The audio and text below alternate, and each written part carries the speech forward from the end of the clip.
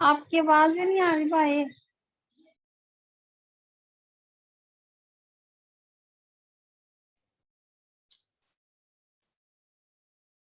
हमने जो प्रीवियस जो हमने डेफिनेशन की है उसमें हमने लोअर बाउंड की है, फिर हमने ये देखा कि एक से ज्यादा लोअर बाउंड हो सकते हैं, जबकि ग्रेटेस्ट लोअर बाउंड सिर्फ एक ही होगा। फिर हमने अपर बाउंड की डेफिनेशन की और उसमें हमने ये देखा कि अपर बाउंड भी एक से ज्यादा हो सकते हैं। फिर हमने ये देखा कि जो अपर बाउंड ज्यादा तो हो सकते हैं, लेकिन जो लीस्ट अपर बाउंड होगा वो सिर्फ और सिर्फ क्या होगा, एक होगा।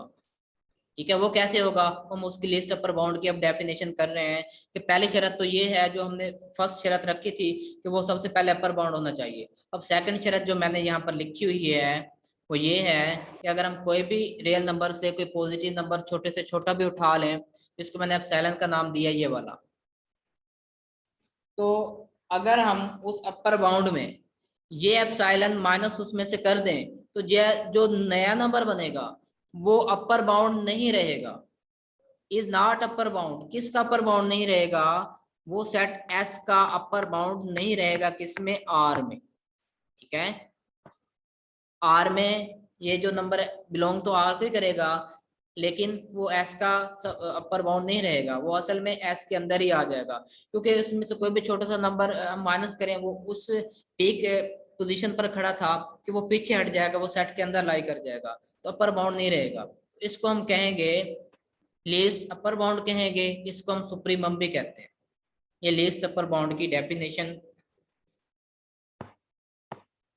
फॉर लीस्ट अपर बाउंड भाई के साथ ये जो भाई हम जी। ये एक दफा रिपीट कीजिएगा। ओके, मैं रिपीट कर देता हूँ।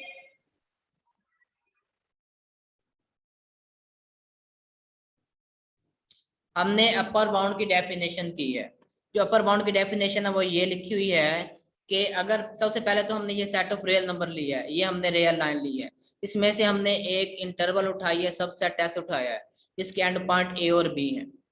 अब हमने ये कहा है कि अगर आर में कोई ऐसा नंबर लाई कर जाए जो इस एस के तमाम एलिमेंट से बड़ा हो, एस के जितने भी हम एलिमेंट लेते जाएं उन तमाम से वो बड़ा हो, तो वो क्या कहलाएगा, वो अपर बाउंड कहलाएगा सेट एस का, और वो लाई किस में करेगा, सेट आर में करेगा, अपर बाउंड ऑफ सब set S in are.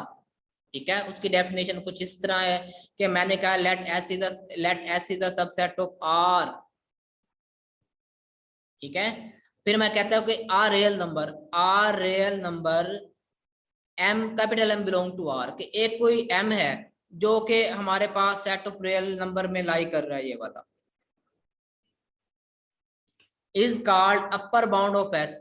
Upper bound किसका कहलाएगा, वो अपर बाउंड कहलाएगा सेट एस का। कब कहलाएगा, वो शर्त ये है कि अगर हम एस के कोई भी for all x belong to S, जितने भी हम एलिमेंट्स इस इंटरवल जो हमने चूज की थी, ये वाली जो इंटरवल थी, इसमें से हम जो भी एलिमेंट्स उठा लें वो सारों से क्या हो, बड़ा हो। ये आपको ये ग्रेटर देन की जो आपको अलामत है ये भी बता रही है कि ये सारे एलिमेंट से बड़ा है। ज्यादा से ज्यादा क्या हो सकता है, वो बराबर हो सकता है किसी एलिमेंट के जो एंड पॉइंट होगा उस इंटरवल का।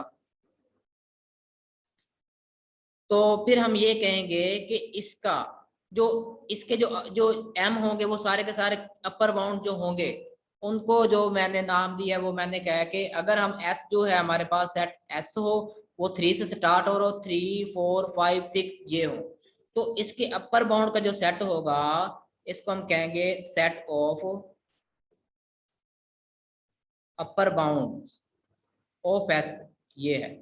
तो ये जो set of upper bounds of S होगा उसमें सबसे पहले 6 शामिल होगा, क्योंकि इस डेफिनेशन में है कि वो बराबर भी हो सकते हैं एंड पॉइंट के। उसके बाद 7 8 जितने भी होंगे वो सारे के सारे नंबर क्या होंगे, एक्स के हर एक नंबर से ग्रेटर होंगे, ये सारे के सारे क्या होंगे, अपर बाउंड होंगे। अब हमने ये तो देख लिया कि इनफाइनाइट मैनी अपर बाउंड होते हैं, लेकिन हमने एक स्पेसिफिक नंबर उठाना है कि जो जिसको हम लीस्ट अपर बाउंड कहेंगे, जो कि सबसे छोटा अपर बाउंड होगा। अगर आप इस सच पर गौर करें तो सबसे छोटा अपर बाउंड ये 6 है, इससे छोटा कोई भी अपर बाउंड नहीं हो सकता, क्योंकि अगर इससे छोटा होगा तो सेट के अंदर लाई करेगा, वो सेट का अपर बाउंड कभी भी नहीं हो सकता। क्योंकि हमने तो अपर बाउंड की डेफिनेशन ये पढ़ी है कि जो होगा वो इसके सारे एलिमेंट से क्या होगा, ग्रेटर देन होगा। तो इस पर मैंने फिर ये शर्त रखी, मैंने ये शर्त रखी है कि मैंने ये कहा कि अगर इस m में से कोई छोटा सा नंबर भी अगर हम माइनस कर लेना, अगर 6, अगर हमारे पास ये जो 6 यहाँ पर है, इसमें छोटा नंबर आप ना 0.000 कुछ भी माइनस कर लें तो सेट के अंदर लाई कर जाएगा, वो 6 से पहले आ जाएगा, वो उसका अपर बाउंड नहीं रहेगा।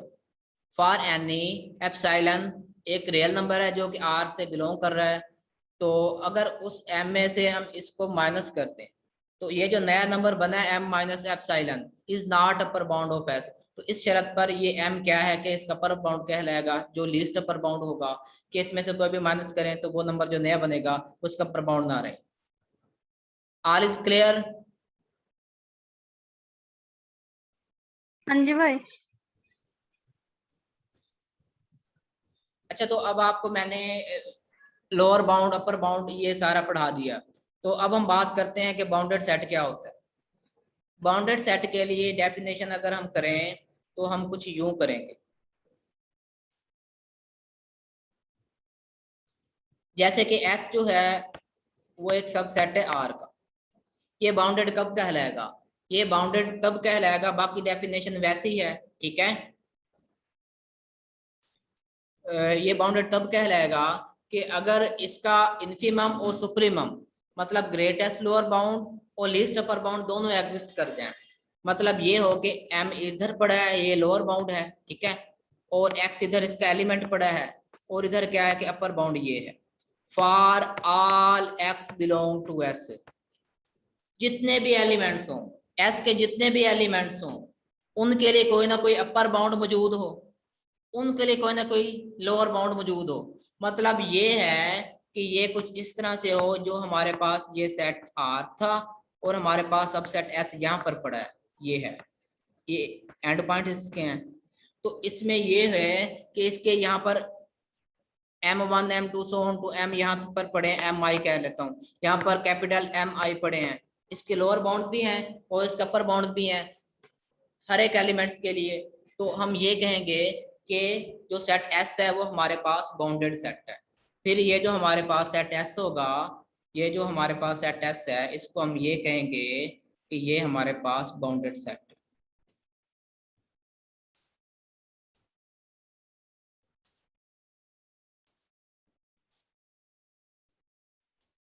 बाउंडेड किस में, R में। बाउंडेड का पता चल गया सबको? किसी को डाउट हो तो बता दे।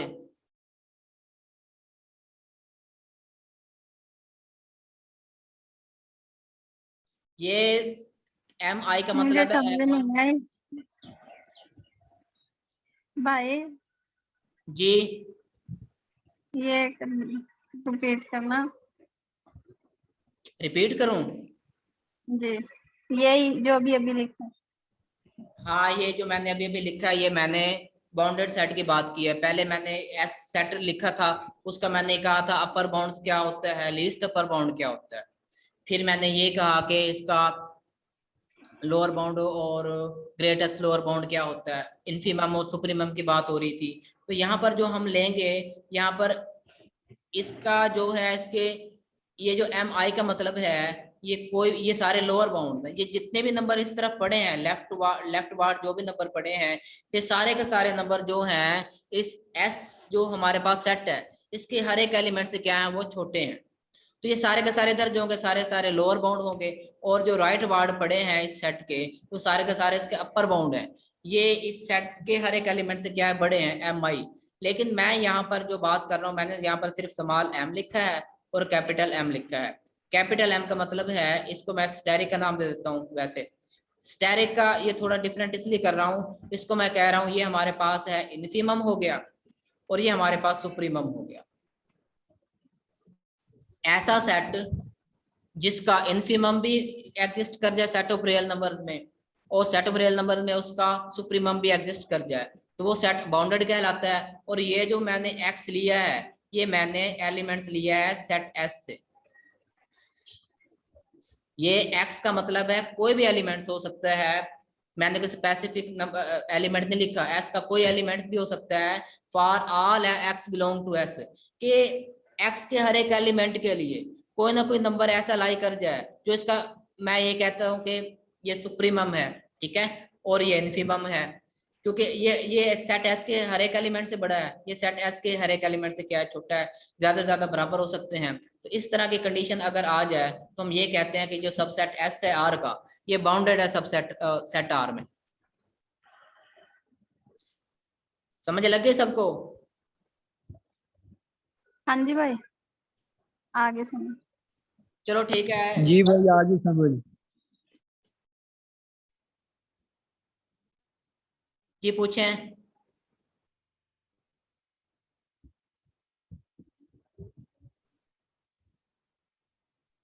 आगे है सुनील भाई अब। ओके, वालेकुम अस्सलाम नदीम भाई। अच्छा, अब हम चलते हैं बुक की तरफ। जो हमने बुक रीड करनी है वो हमने, वैसे जो हमारे कोर्स आउटलाइन में बुक्स हैं,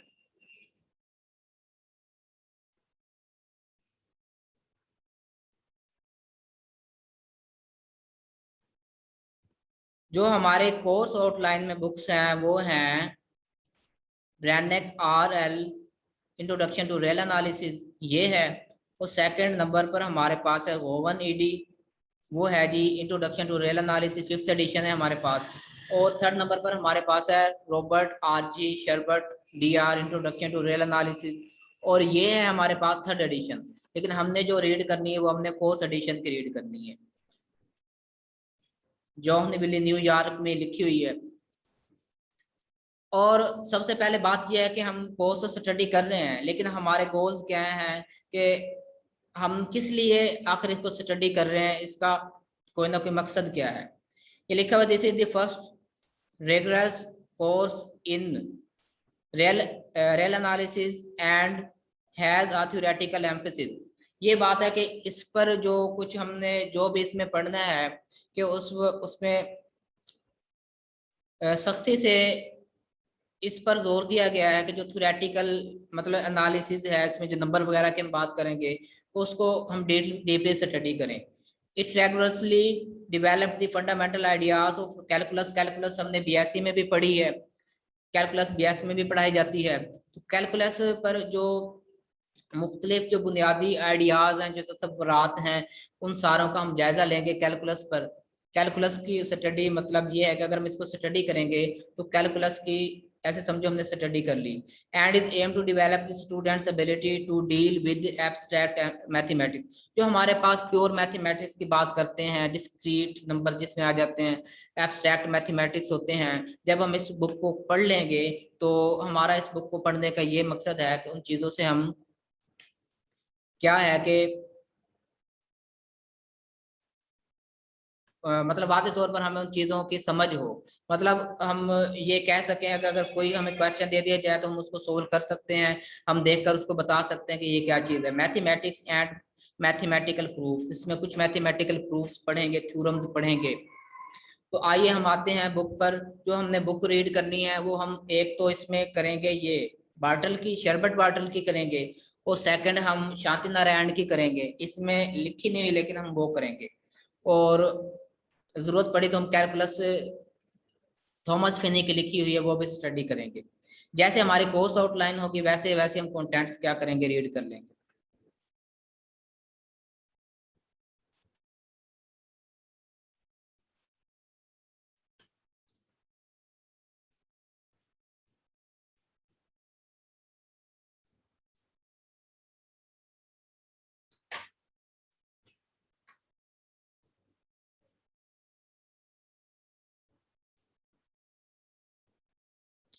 तो आज से जो हम चैप्टर स्टार्ट करेंगे वो है द रीमान इंटीग्रल।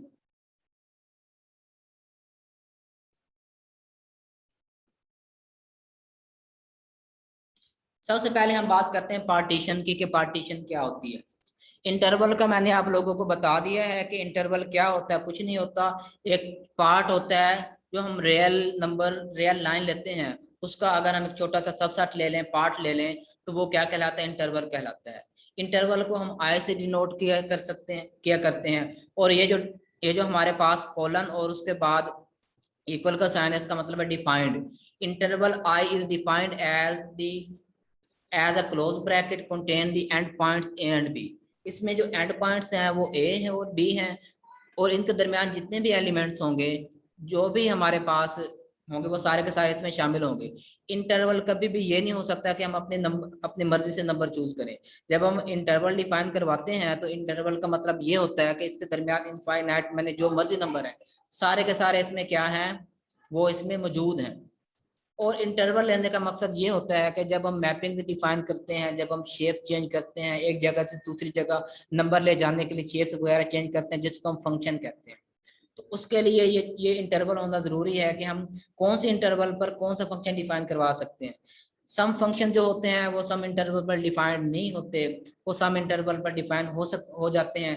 कुछ हमारे पास ऐसे इंटरवल आ जाती हैं कि उस पर हमें जो फंक्शन वो पीस वाइज डिफाइन करवाना पड़ता है, लेकिन कंटिन्यूअस वो होता है।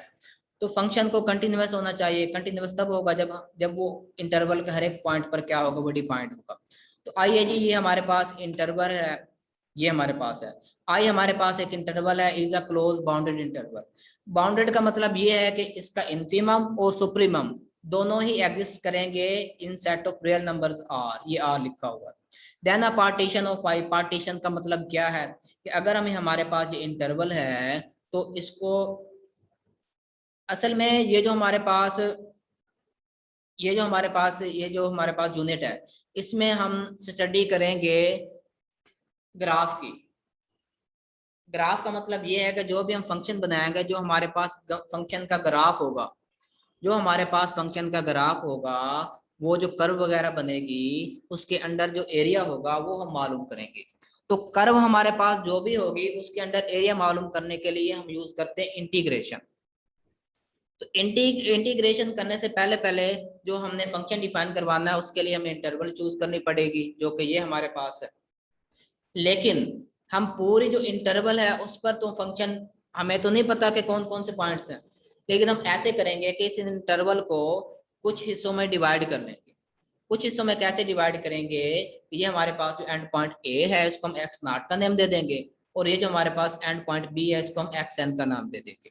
तो फिर हम ऐसे करेंगे कि इसमें कुछ नंबर वैसे लिख लेंगे, जैसे कि x naught, x one, so on two, फिर एक्स माइनस वन है, और आखिर में एक्स एन है। इसको हम एन सब पार्टीशन, एन सब इंटरवल में डिवाइड करेंगे, और ए इंटरवल होगी पूरी की पूरी, लेकिन इसको हम पार्टीशन का नाम देंगे। क्यों पार्टीशन का नाम देंगे, क्योंकि हम इसको छोटे छोटे पार्ट में डिवाइड कर चुके हैं। एक्स नॉट से एक्स वन, एक्स वन से X two, so on to X N minus two से X N minus one, so on to X N minus one से एक्स एन। अब बात ये है कि ये जो हमने पार्टीशन की है, ये जो भी एलिमेंट्स होंगे पार्टीशन के, ये सारे ऑर्डर में होंगे। ऑर्डर क्या होते हैं, ऑर्डर एक तरतीब को कहते हैं। ऑर्डर कहते हैं एक तरतीब को, मतलब एक्स नॉट हमेशा एक्स वन से छोटा होगा। इसी तरह जो एक्स माइनस वन है वो हमेशा एक्स एन से क्या होगा, छोटा होगा, एक ऑर्डर होगा। या तो ये होगा कि जो एक्स नॉट है वो बड़ा होगा एक्स वन से, या तो इस तरह का ऑर्डर हो सकता है, डिसेंडिंग हो सकता है, असेंडिंग हो सकता है। और अगर हम ये कह दें कि ये जो एक्स नॉट है ये छोटा है एक्स वन से, और एक्स वन छोटा है एक्स नॉट से, तो ये तो नहीं हो सकता। फिर इसका मतलब ये होगा कि ये दोनों एलिमेंट्स क्या होंगे, बराबर होंगे। ये कुछ ऑर्डर की बात हो रही है। ऑर्डर की तीन प्रॉपर्टीज आ जाती हैं, एक तो ट्रैकोमेट्री आ जाती है, दूसरी हम ये कहते हैं कि ट्रांजिटिव प्रॉपर्टी, और तीसरी हम एंटीसिमेट्रिक कहते हैं, वो आपको मैं बता दूंगा। ये ऑर्डर मतलब ये है कि हमारे पास एक ऑर्डर सेट है, वो उन तीन प्रॉपर्टी को सेटिस्फाई कर रहा है, of points in I such that. अब ये देखें, ये जो हमारे पास एक्स नॉट था वो एंड पॉइंट ए हुआ, और ये जो हमारे पास एक्स एन है वो एंड पॉइंट बी हुआ। और ये देखें, ये एक ऑर्डर में लिखे गए हैं। हर एक कंसेक्टिव नंबर जो अपने प्रीवियस पोस्ट नंबर से क्या है कि बड़ा है।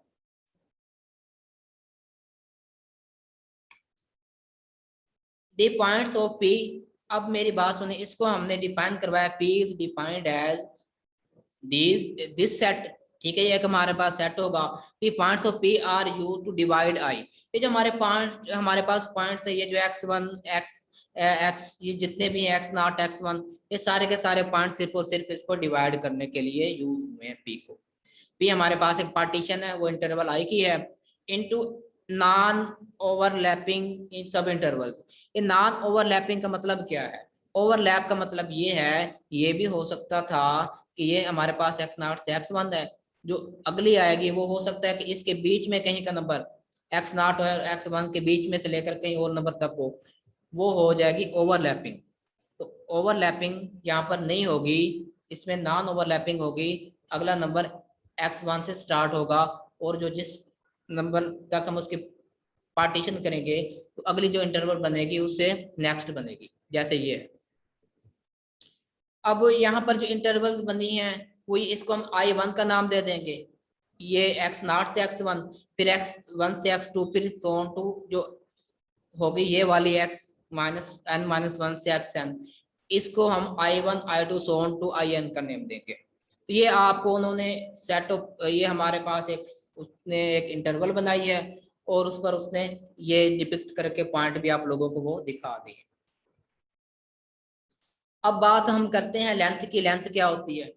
लेंथ ये होती है कि कोई भी अगर हमारे पास इंटरवल है, ये हमारे पास ये 3 इंटरवल्स हैं, अगर हम I1 की लेंथ मालूम करना चाहें तो हम ऐसे करते हैं, ये x0 इसका इनिशियल पॉइंट कहलाता है और ये जो x1 है इसका फाइनल पॉइंट कहलाता है। अगर हम फाइनल पॉइंट में से इनिशियल पॉइंट माइनस करते हैं, जो नंबर आएगा वो इसकी लेंथ कहलाएगा I1 का। इसी तरह I2 का, so on to in का, ये सारे की इसकी क्या होंगी? लेंथ होंगी।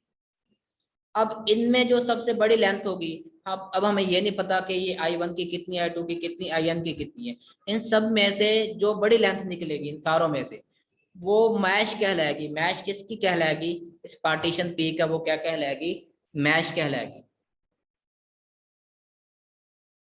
और उसको हम ये डबल बार से जाहिर करते हैं, इसको कहते हैं नॉर्म। जब हम सिंगल बार से यूज करें तो इसको एब्सोल्यूट कहेंगे, लेकिन जब डबल बार से यूज करेंगे तो इसको कहेंगे norm. Often we will denote the partition P by notation P, ठीक है। अब हम इसको पार्टीशन P को इस तरफ डिनोट कर सकते हैं कि हमारे पास एक सेट है, वो सेट किस चीज का है? वो इंटरवल का सेट है। उसमें इंटरवल कौन सी हैं? I-1, xi-1 से xi, इसकी एंड पॉइंट इस तरह से होंगे और I जो होगा वरीज करेगा 1 से n। मतलब अगर I 1 से n वरीज कर रहा है, जब हम यहाँ पर I की जगह 1 पुट करेंगे तो ये x0 हो जाएगा, यहाँ पर 1 पुट करेंगे x1 हो जाएगा। इसी तरह आगे आगे चलते चलते इसके सारी जो भी इंटरवल्स होंगी वो सबसेट, वो सेट होगा इंटरवल्स का और पार्टीशन होगी। और ये पार्टीशन किसकी होगी? वो हमारे पास जो इंटरवल आई दी गई है उसकी पार्टीशन होगी।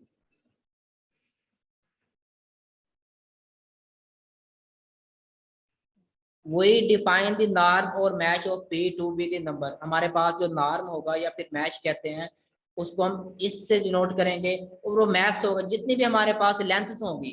जो मैंने आपको लेंथ की बात की है, ये पहले की ये लेंथ है, दूसरी की ये है, so on to nth interval की ये लेंथ है। इन सब में से जो लेंथ होगी बड़ी, उस पार्टीशन के वो क्या कहलाएगी? मैच कहलाएगी। P का मतलब पार्टीशन का।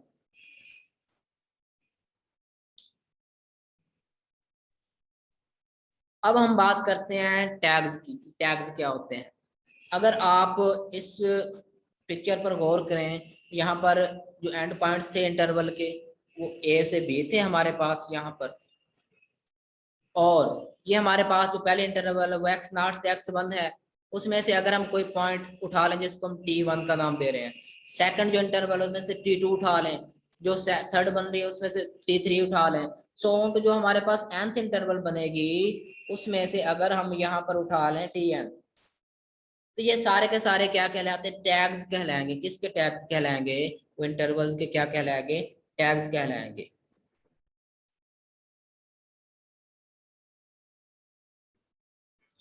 If a point T I has been selected from each subinterval, जो हमारे पास इस तरह की सब इंटरवल जो भी बनी हैं, then the points are called tag. ये जो हमारे पास पॉइंट्स होंगे, ये जो हमने टी आई उठाए हैं T1 T2, ये सारे के सारे क्या कहलाएंगे? अच्छा बच्चों, बात ये है कि मीटिंग जो है वो एंड होने वाली है, ठीक है। जो जितना मैं पढ़ाऊंगा उतनी आज का लेक्चर होगा वो आप अच्छे तरीके से तैयार कर लेना। इंशाल्लाह ताला हम फिर दोबारा कल क्लास स्टार्ट करेंगे, तो जो 10 मिनट रहते हैं उसमें हम थोड़ी सी डिस्कशन कर लेते हैं। तो अब बात हो रही थी टैग्स की,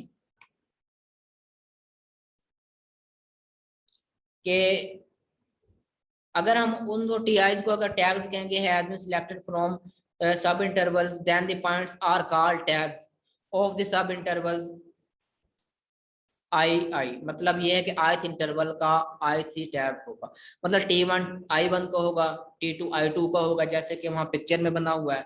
तो फिर एज सेट ऑर्डर पेयर, ये हमारे पास ये जो होगा इसको हम P डॉट से जाहिर करेंगे, और इसमें ये टैग्ड पार्टीशन कहलाएगी। ये क्या कहलाएगी? टैग्ड पार्टीशन कहलाएगी। With subinterval, sub contain subinterval with tag points, उसमें से हमने कोई पॉइंट उठा लिए हैं। टैग पॉइंट उठाने का मकसद ये है कि हमने उस पर फंक्शन डिफाइन करवाना है। फंक्शन डिफाइन करवाएंगे तो इसलिए हमने टैग पॉइंट उठाया कि उसमें से कोई भी इंटरवल में से पॉइंट उठा लें उस सेट में से, तो उस पर हम जो फंक्शन डिफाइन करवाएंगे उसकी कोई ना कोई रेंज भी होगी, वो जो सेट रियल नंबर में लाई करेगी।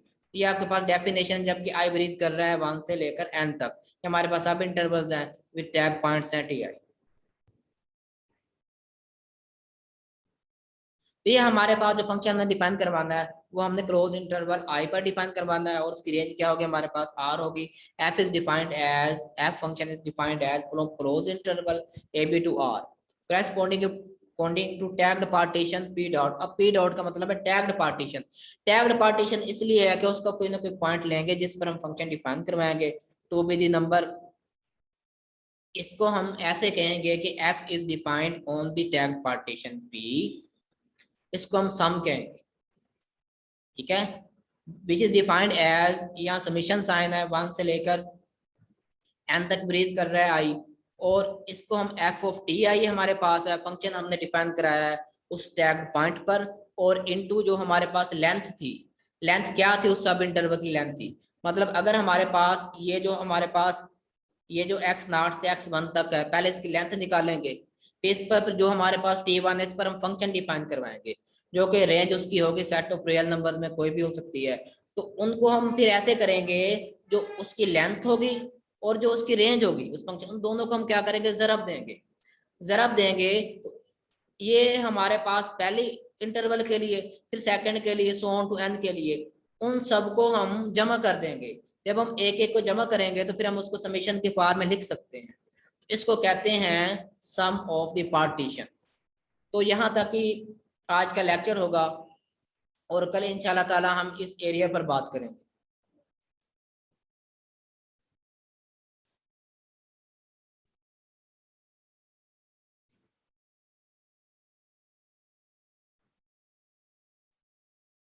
अगर आप लोगों में से किसी को कोई डाउट है तो वो मुझसे पूछ ले, मीटिंग एंड होने वाली है। एक्सक्यूज मी भाई, जी जी बताएं। इस जवेद भाई, बुक के जो कंटेंट हैं वो एक दफा दोबारा शो करवा दें। ये आपके पास बुक है? बुक तो है, कंटेंट जो हमने इस सिलेबस का पढ़ना है वो दोबारा शो करवा दें एक दफा।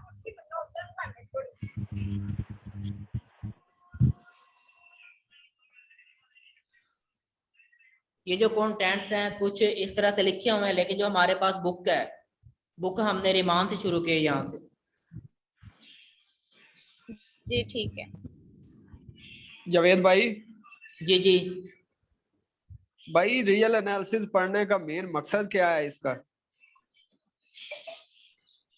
आप ये देखें कि आपको डेली लाइफ में बहुत सारे जो है आपको प्रॉब्लम पेश आती हैं, आपको कैलकुलेशन की जरूरत पड़ती है। जैसे कि आप स्पेस की बात कर रहे हैं, स्पेस कोई भी एक जगह है, स्पेस अगर आपके पास है तो आप स्पेस को कभी भी ये नहीं कह सकते कि दो पॉइंट्स के दरमियान कुछ नहीं है। आप यूनिवर्स इतनी बड़ी है कि आप उसको तोड़ते चले जाएं तो आप कभी भी ये नहीं कह सकते कि यहाँ पर बस हो गई है। इसी तरह हम set of real number define करवाते हैं। रियल नंबर डिफाइन करवाने का मकसद ये है कि दो चीजों के दरमियान इनफाइनाइट मैनी हमें चीजें मिलेंगी, कभी भी कायनात जो है वो खत्म नहीं होने वाली। तो इसी तरह जब आप रोड वगैरह है उसकी कंस्ट्रक्शन वगैरह करनी होती है, या कोई भी अगर आपने कोई चीज बनानी होती है, या कोई भी डेली लाइफ का प्रॉब्लम सोल्व करते हैं, तो उसको सोल्व करने के लिए रेल एनालिसिस की स्टडी जरूरी है। जैसे कि आप जूसर मशीन ले लें, ठीक है, उसमें भी एक फंक्शन है। फंक्शन क्या है कि अगर आप उसमें कोई चीज डालते हैं तो आपको जूस बना के देती है, तो वो भी एक फंक्शन ही है। फंक्शन ही हम डिफाइन, उसमें जो इंग्रेडिएंट्स होते हैं वो हमें नहीं पता, कि उस पर काफी सारी तहकीक की जाती है कि वो कुछ भी हो सकता है।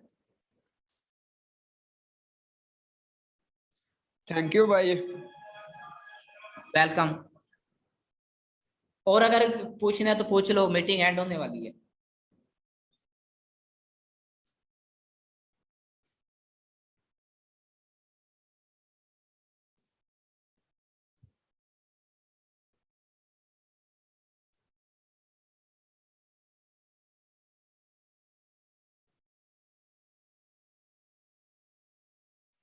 चलो ठीक है बच्चों, मिलते हैं फिर हम नेक्स्ट लेक्चर में। तब तक के लिए खुदा हाफिज। अल्लाह अल्लाह हाफिज। हाफिज भाई।